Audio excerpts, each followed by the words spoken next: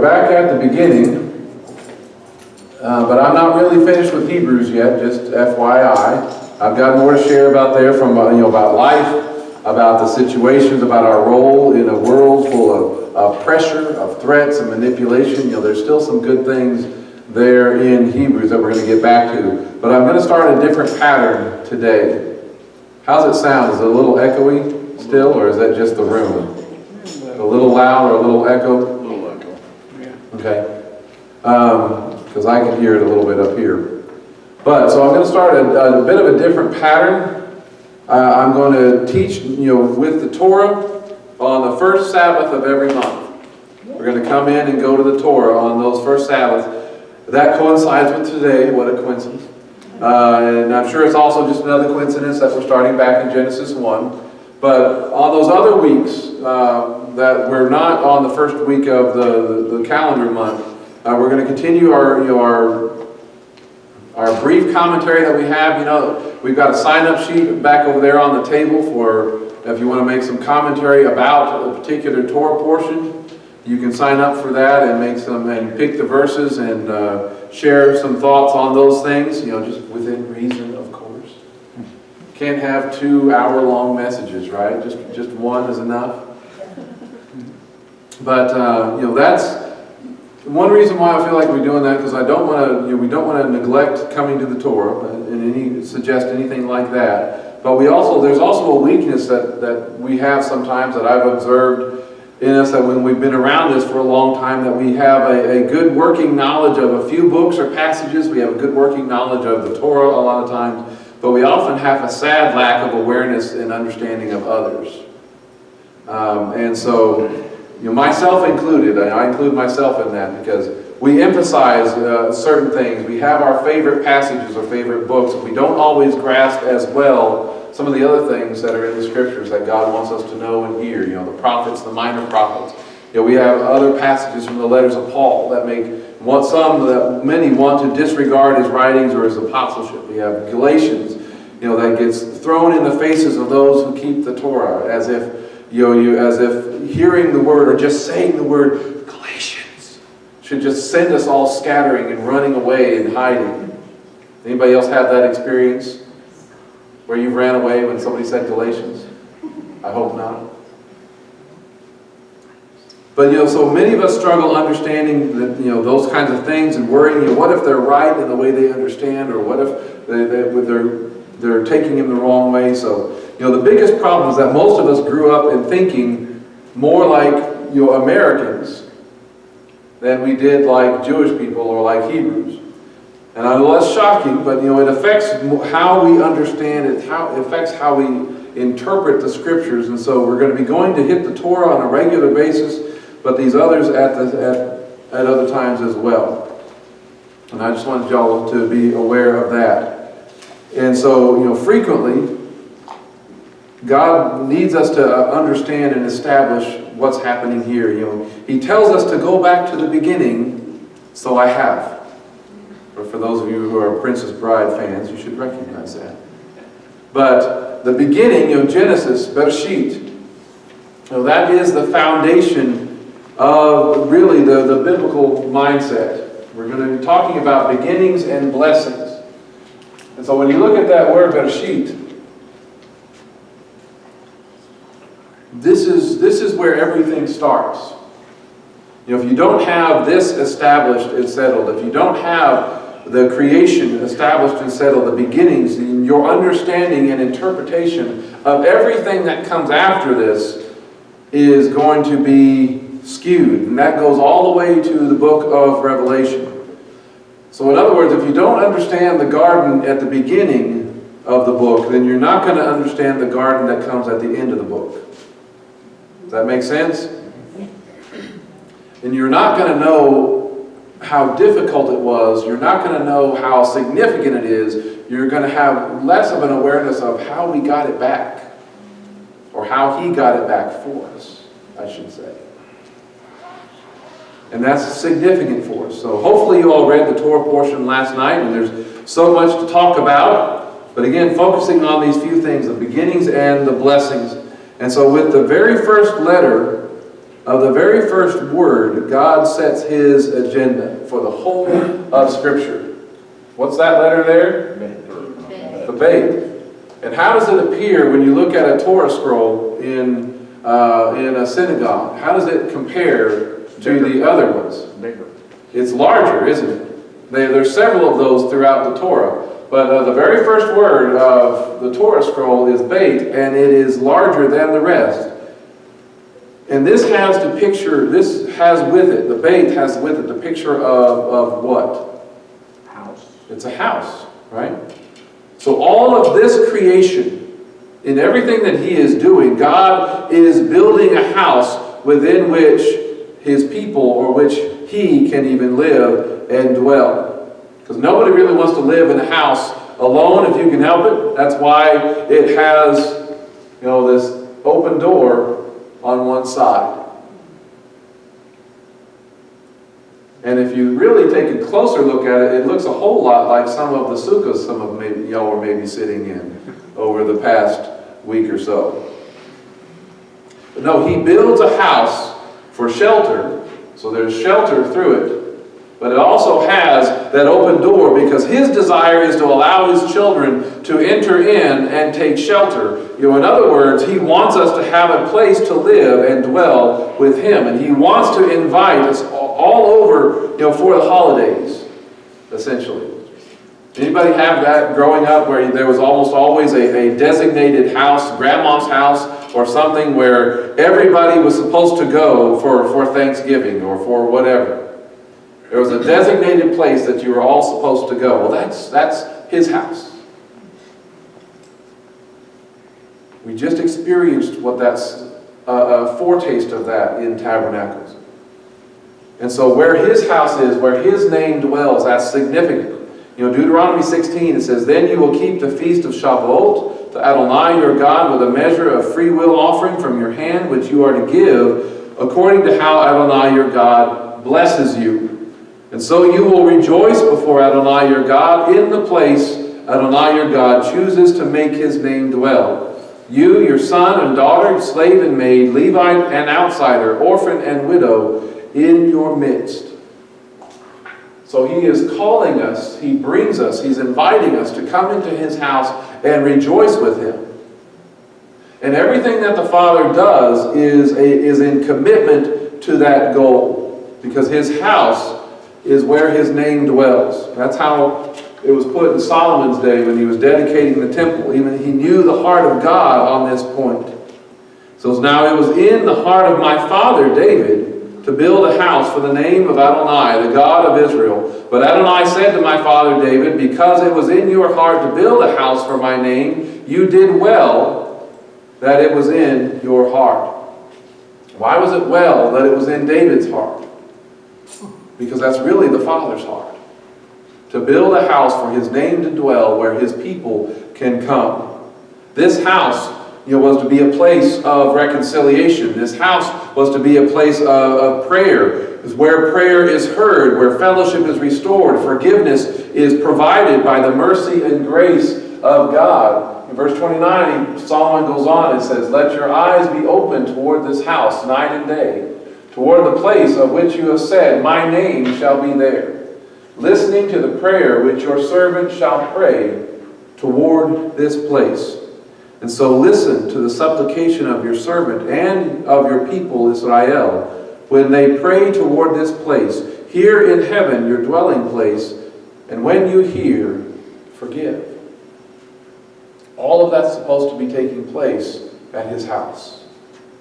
That's one reason why when we sing the Shema, we tend to turn towards the east, because it's that recognition of praying toward his house and looking toward where he is establishing and ordering everything. And even Yeshua in his ministry looks forward to this house. After all, he talks about going and building a place for us, right? John 14. "Do not let your heart be troubled. Trust in God and trust also in me. For in my Father's house there are many dwelling places. And if it were not so, would I have told you that I am going to prepare a place for you? If I go and prepare a place for you, I will come again and take you to myself, so that where I am, you may be also. and you know the way to where I am going. So the desire in the heart of the Father to have his people in his house, does Yeshua share that same agenda? Yes. He's instrumental in carrying it out. Again, this is a picture of what the Father revealed with the very first letter of the entire Torah. God's house, with his children, dwelling with him, is his heart. And it's there throughout the rest of the Scriptures. And because it's anything that gets in the way of that, anything that hinders that, what does he want to do with it? Does he want to remove that? Does he want to destroy that? What really gets in the way of us living in the Father's house? It's our sin, isn't it? It's our sin that gets in the way. And so he wants to make that right. He wants to remove that from us so we can come and be in his house. So the Beit, the house at the beginning, and his desire to make us and allow us to be there, that sets the redemption agenda. And it's there from the very beginning. He wants to invite as many people as possible into his house, into his household. And so he adopts his children of faith. We are given the right to become members of his household. We don't have the right to just walk in anytime we want to because that sin is in the way. And so he gives us the right to come into his household. John 1, this should be John 1, 12 and 13.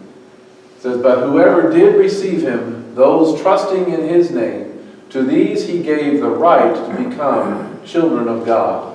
And they were born not of a bloodline, nor of human desire, nor of man's will, but of God." So the defining thing, the defining access to this house, it's not being born in the right family, it's not being born in the right country, it's not any of those things. It is trusting in his name, in the name of Yeshua, for he is the way, the truth, and the life. And it is an adoption that is available to both Jew and Gentile. And we read this passage all the time in talking about Ephesians, in talking about the Gentiles. It says, "You are no longer strangers and foreigners, but you are fellow citizens with God's people. But most importantly, you're also members of God's household." You are adopted and made part of the family. And when you think about it, God's house has got to be amazing to accommodate so many. And I think that's one reason why the Beit at the beginning is larger than the other letters. It's showing that it is bigger, it is important. It's the heart of God. And for us all to be one big family living together in one house. Not splintering off, not going our own way. The goal, not in other houses, so to speak. We're supposed to be together in his house. So the goal in all of this is the one new man in his one house. And we read this passage, Psalms 133. "Behold how good and pleasant it is for brothers to dwell together in unity." So where will we be dwelling together? In his house. Not in my house, not in your house, not in all these different scattered houses or other places. We're supposed to come together. And we know we're not there yet. We know that we're not in that state, because if we're dwelling in his house, who sets the agenda? Who sets the rules? Who sets all of the things and makes sure everything is done correctly? He does. The Father does.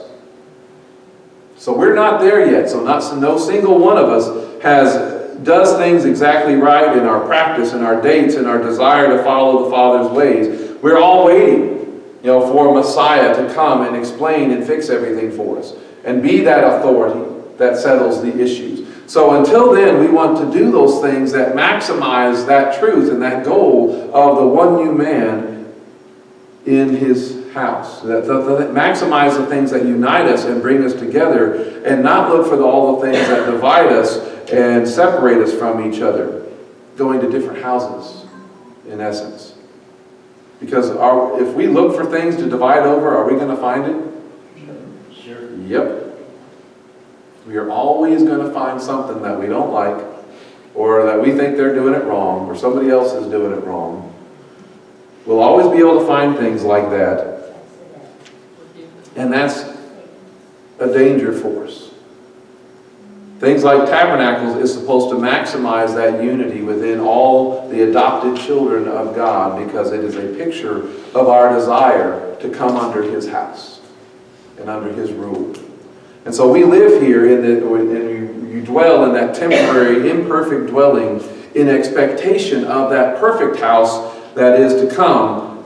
And it's something that we do together. Because that is the reality. The reality is it's all the Father's house. That is our future. That is our life. That is our blessing, is the Father's house. And blessing comes up here in this first chapter of Genesis. The Father blesses the living. Not a single thing was blessed on days 1 through 3. Just FYI. They were called good, but He didn't bless them. Not even the sun, moon, planets, and stars received a blessing, because they're not living entities, which is something that most of the cultures back then did believe in some way, that the stars or the planets or the moon was somehow alive or imbued with some spiritual being, some object to be worshipped. But no, they're not given a blessing in that sense, because they are not living. That's not the world that the Scriptures puts up for the people that the Scriptures teaches. Only the living receive His blessing. And so the first time blessing is used is in verse 20, on day 5, when the environments that God has made are being filled with living things. Verse 20, it says, "Then God said, let the waters swarm with swarms of living creatures. Let flying creatures fly above the land across the expanse of the sky. And then God created the large sea creatures and every living creature that crawls, with which the water swarms, according to their species, as well as every winged flying creature according to their species. And God saw that it was good." Then what did He do? Verse 22. He blessed them by saying, "Be fruitful and multiply and fill the water in the seas. Let the flying creatures multiply on the land." Now y'all remember that word bless? It's this word barak. It's where Baruch atah Adonai, when we start that way, it's a form of that word, talking about blessing, but it also means to praise or salute. Anybody else remember what else it could mean or understood as, translated as? What's that? Also means to kneel, or to bend the knee, or cause to bow. And so when the Father blesses the creatures of the sea and the creatures of the air, when they have been blessed, they have been made by God to bow before Him. The sea creatures, the creatures of the air, all of them have been caused to bow the knee before God. Most cultures, and in some ways even the Hebrew culture, considers the seas, chaos, unrulable. But not for God. He is, and when you read here in Genesis, He's the one that sets the boundaries where the seas are going to be. He causes the water to be gathered together in one place. He causes the land to appear. So He rules the seas. And so even the wind and the waves obey Him. And so even all the living things within the seas submit to His rule. And that's important, or that makes sense, so that when Jonah comes along and he is thrown into the ocean, right? Is it any accident? Is it any wonder or surprise that some large ocean creature obeys and swallows him? Okay, now here's a survey. How many of you say it was a fish? How many of you say it was a whale? How many of you say whatever it was, it did it? Yeah. There you go. See, y'all are just afraid to say. You're afraid to put your hand up there, most of you.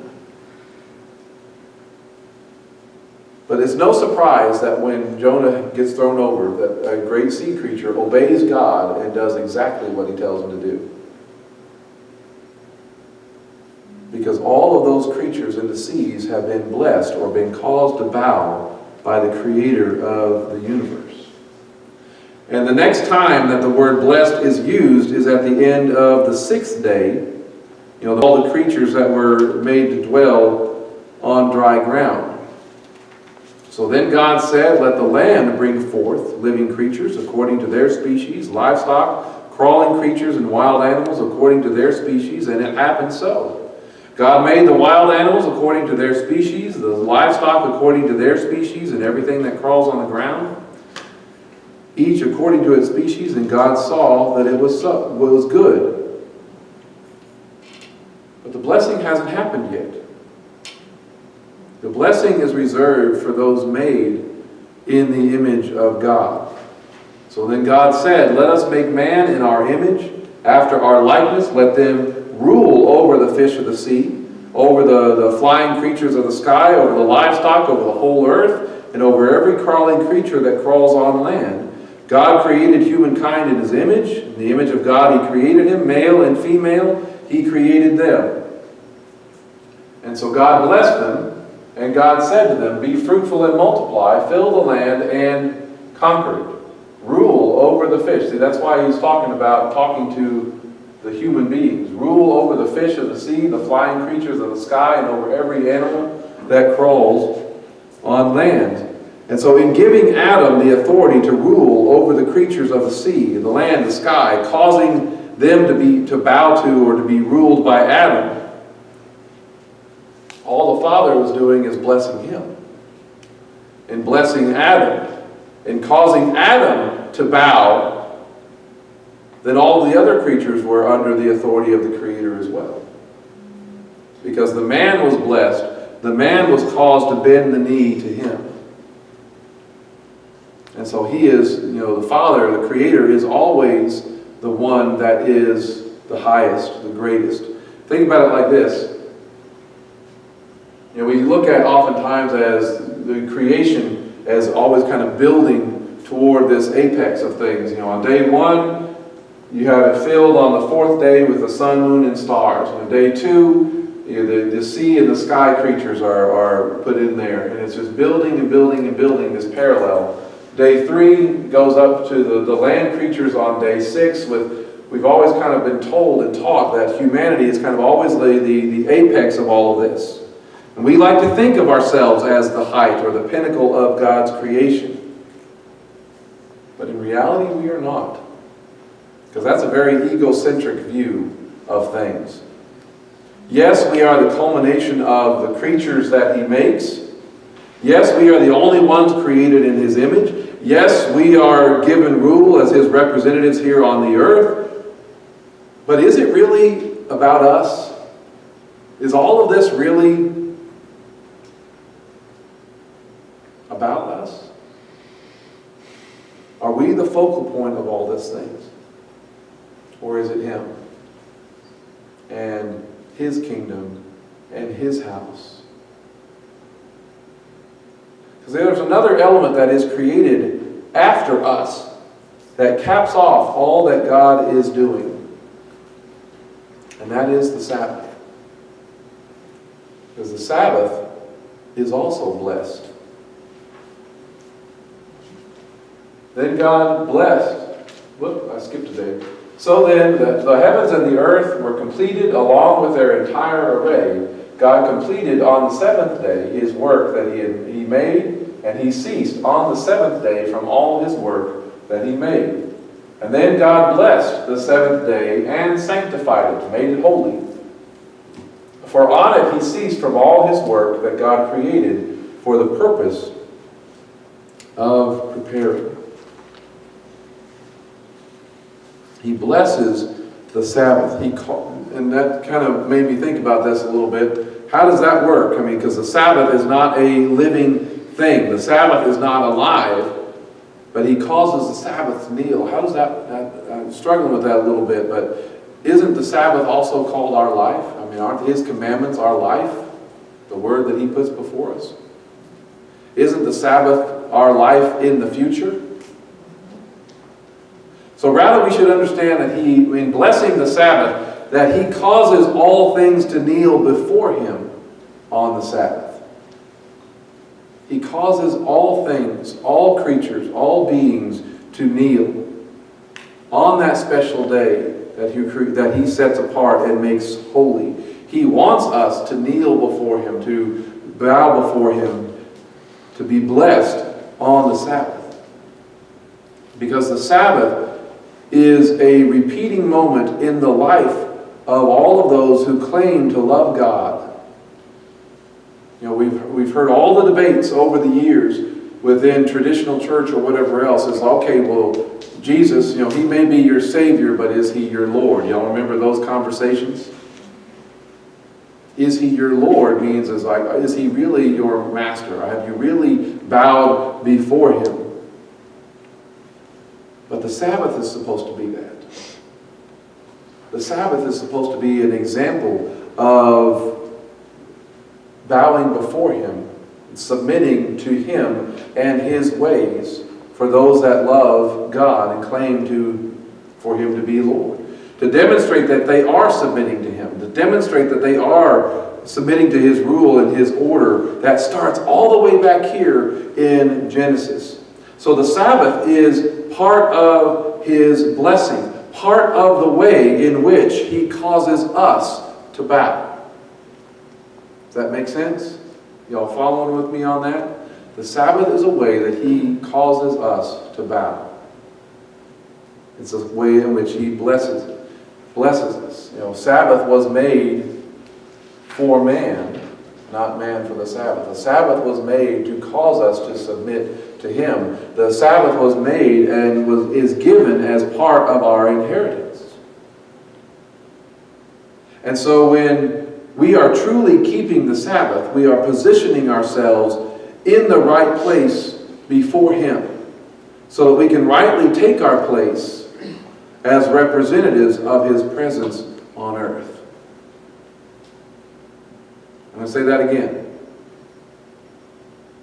When we are truly keeping the Sabbath, we are positioning ourselves in the right place before him so that we can rightly take our place as representatives of his presence on earth. That's what the Sabbath is supposed to be.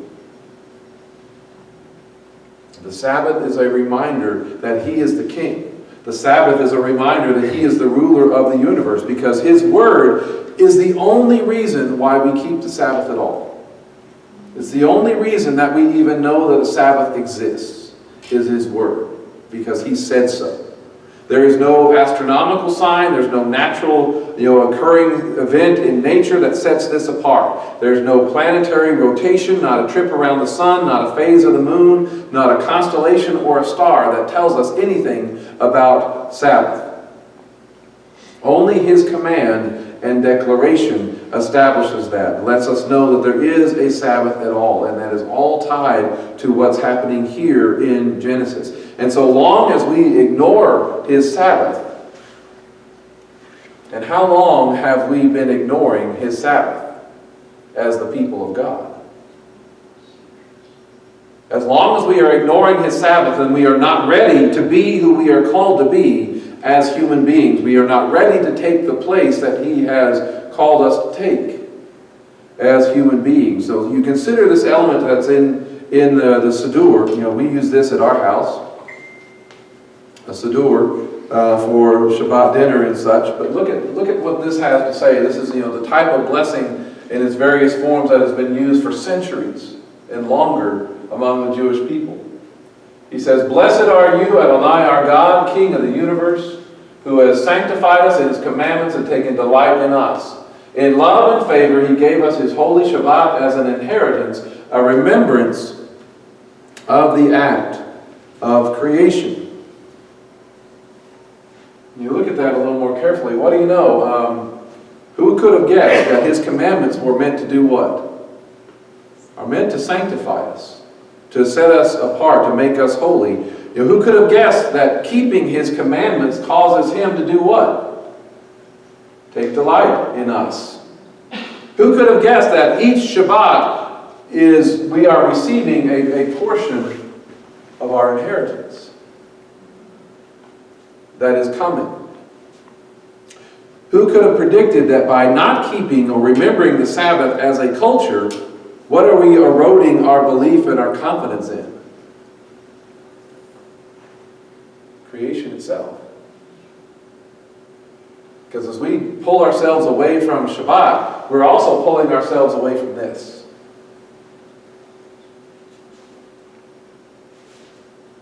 Those who have been reciting this blessing for centuries knew that. For most of us growing up, we've largely forgotten and we're looking to something else. It goes on, that blessing goes on, it says, talking about the Sabbath, "It is the first of holy convocations, a remembrance of the exodus from Egypt. For you chose us and sanctified us from all the nations and gave us your holy Shabbat as an inheritance in love and in favor. Blessed are you, Adonai, who sanctifies the Shabbat." So the Sabbath is a holy convocation, right? It's listed. It's the first one listed in Leviticus 23 as Moedim, an appointment with the Father. It's also one of the mikra, the dress rehearsal of our future, that rest that is to come. That's what we've been reading about in Hebrews chapter 4 and all those things. So it's a dress rehearsal for that. That's what the Sabbath is supposed to be. Sabbath helps us remember the exodus from Egypt, right? But isn't it even bigger than that? It helps us remember our great redemption, because the Exodus is a picture of the greater redemption that takes place. The Exodus is that reminder, and the Sabbath should reminder of our rescue from the dominion of darkness and our deliverance into the kingdom or into the house of who? According to Colossians, the Son that he loves. So Sabbath is a Moedim, it's that mikra, it's that reminder of the greater redemption. It also sets us apart from the rest of the nations. You know, the ones that all pick and choose their own days or even no days or whatever else. You know, there is no rest for those really without the Sabbath. And our culture reflects, what would you say, does our culture reflect an acceptance or a rejection of the Sabbath? Rejection. Largely a rejection. Now, ironically, it wasn't originally that way. In the early days of our country, the reason why we have a 2-day weekend is because they were honoring and respecting the Sabbath and Sunday worship. But they were still recognizing that those were not the same thing. So there was a 5-day work week because they at least acknowledged it. Might not have been practicing it right, but they at least knew it was special. But we are now a culture that rejects the Sabbath. And, you know, I'm finding this out now, and some of you may be finding this out or in the past, and I've had to deal with this in the past, but try finding a job and looking for a job and stipulate at the beginning that you can't work on Saturdays. How hard is it to find? It's pretty hard. Because if you put a stipulation like that, they'll hire somebody else. What's that? They'll hire somebody else. I'm sorry, did I get that wrong? So our culture insists, you know, we have no rest in our culture. Our culture insists that almost everyone should be available to work. How many days a week? You've got to be available. You can work any of the 7 days. We'll give you one off, maybe. But you've got to be available for all of them. Does that make it kind of hard to schedule life outside of work? Yes, it does. Rest becomes intermittent. Rest becomes unpredictable. And so all of your life is built around the work, not rest. Sabbath is supposed to set us apart from all of that, from the rest of the world, and it's supposed to dedicate us to the King. Because we're supposed to be bowing the knee to Him, not bowing the knee to our culture. We're supposed to be receiving His blessing, and receiving and living in His blessing by keeping Shabbat, by keeping the Sabbath. And so He gave us, how does this phrase is here? And gave us, whose Shabbat is it? It says your holy Shabbat. This is all because of Him. He gave us your holy Shabbat. The Shabbat belongs to Him. But He gives it as a gift to His people because He wants to ruin a day of the week for us and just bore us to death. Right? No. He gave this to us in love and in favor. Because He knows what kind of people we will be. He knows that we'll work ourselves to death if we let it. We'll let that stuff define us more than our walk with Him. He gives this to us in love and in favor. So keeping the Shabbat is choosing the blessing. Ignoring His Shabbat is ignoring or rejecting His blessing and that inheritance. And that by ignoring His Sabbath, that is life outside His rest. That is life that is outside His intended blessing. And all of creation, here at the very beginning in Genesis 1 and 2, how much of creation is invited to the house of the Creator to rest in His presence? Is it just some of it? Or is it all of it? All of it is invited into this pattern, is invited into this life. And so all of creation is invited into His rest in His house. It's how we draw near to God on this regular basis. Sabbath is essentially, God's open door policy. Do y'all have those relatives that say, they'll tell you that their kids or their relatives or their cousins or whatever else, y'all just come over anytime you want? Anybody have family like that? You don't have to call. You don't have to tell them you're coming. You don't have to give them 5 minutes of warning and say, let me pick up the place just a little bit before they get here. Right? This is an open door policy where all of His children are welcome.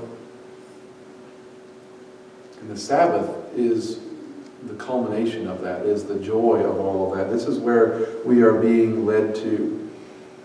This is our future.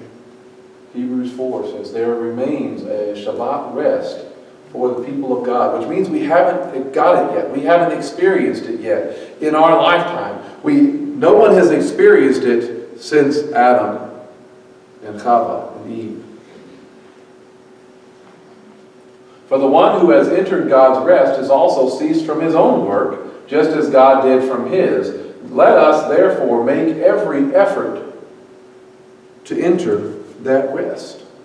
That's our future. That's what He is promising for us. And the Sabbath is that future. It's that picture of the millennial reign of the Messiah. The Sabbath is the day where His kingship is honored and established, to which all life is going to do what?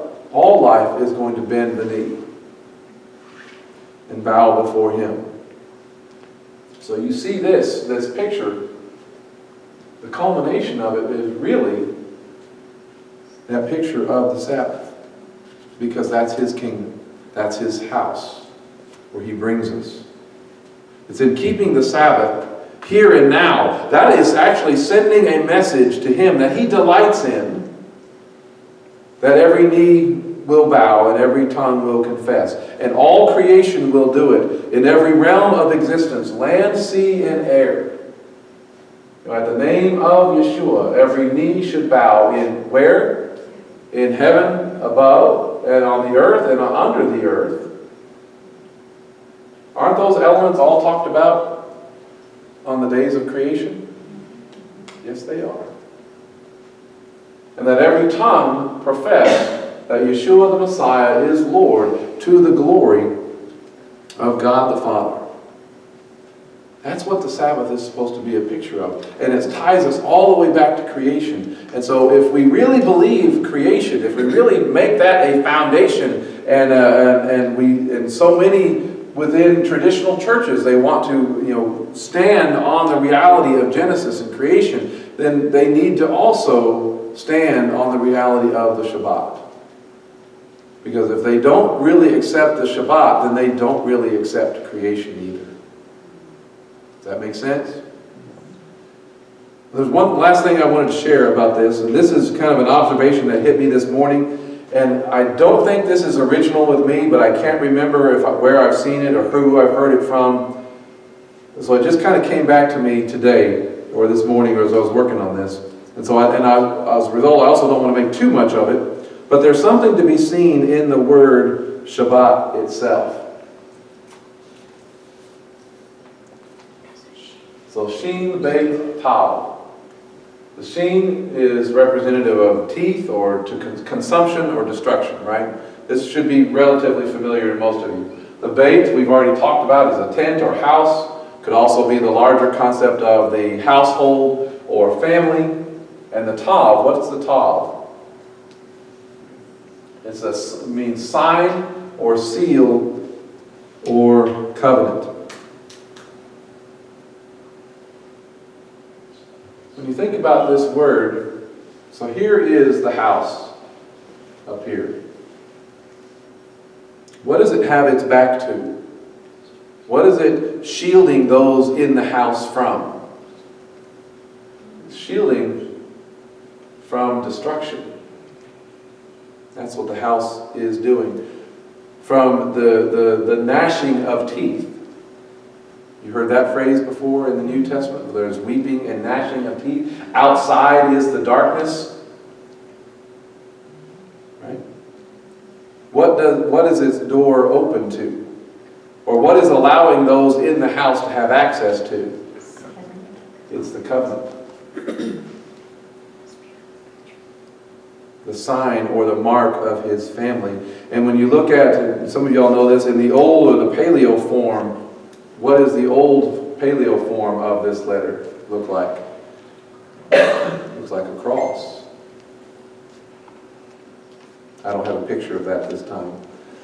But God's house shields and shelters us from destruction and the gnashing of teeth through the door that is provided by the cross or by the covenants of promise. That's in the word Shabbat.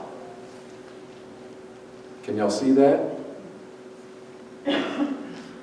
That's what Sabbath is supposed to do for his people. Is to be a shield for us from all the crazy stuff that's going out there and connect us to the covenant. And when you go back and you look at that word Bereshit, what's the first letter? Obviously is the Beit. And what's the last letter? The house and the covenant. That's what it's all supposed to be about. That's why we come together in unity as much as possible. We are together as God's people, as the family and the household that we are supposed to be. And we come together, and it's like we are entering into his house and under his shelter for the purpose of bowing before him and rejoicing in his love and his presence in all that he provides for us. That's what we are supposed to be doing. So maybe y'all can sing this song with me. I bet you know it. It says, I'm so glad I'm a part of the family of God. I've been washed in the fountain, cleansed by His blood, joined heirs with Jesus as we travel this side. For I'm part of the family of God. Y'all remember that one? Oh, yeah. There's so much truth that's there. Because the family, the household, that's in His agenda from the very first letter of the entire thing.